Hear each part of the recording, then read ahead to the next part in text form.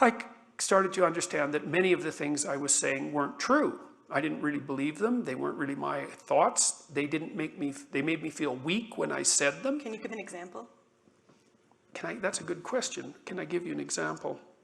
Oh, maybe I would engage in an argument with someone at a bar on an intellectual issue for the purpose of displaying my intellectual superiority, or at least hypothetically displaying it, So, sometimes people like to argue, and they like to argue because hypothetically they would like to win. So you don't mean, though, that you were mouthing platitudes? Oh, sure, I was doing that. Okay. Yeah, definitely.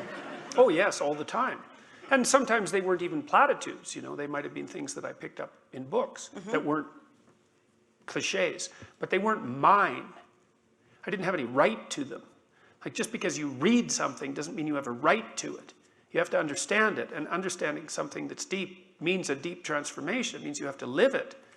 And so just because you know a philosophical concept and you can say it doesn't give you the right to utter it as if it's yours. You have to earn that. And I was a smart kid, and so my head was full of ideas that I hadn't earned, and I could lay them out, but that doesn't mean they were mine or me. And so there was a falsity in expressing them. And so I couldn't tell for a while, because I would say things and part of me would be all critical about what I was saying. You don't believe that. That's not accurate. It's kind of a lie. They was saying that to almost everything I said. And I took a risk. I thought, okay, I'm going to assume that the part of me that's critical about what I'm saying is right. Even though that was terrible, because often it meant I could hardly speak. And then I learned to only say things that didn't make me feel weak. And then I decided that that's what I was going to do. So I've been careful with what I've been saying for a long time. I'm having a hard time with what you're saying right now, because shouldn't the test be, I'm only saying things that are true, not I'm only saying things that don't make me feel weak? What am I misunderstanding in that formulation? Well, what you're misunderstanding in part is, how do you know the things that you're saying aren't true? And I would say one of the ways you know is that they weaken you. And you can learn that. You can learn to feel that. Carl Rogers talked about this a lot in his work in psychotherapy.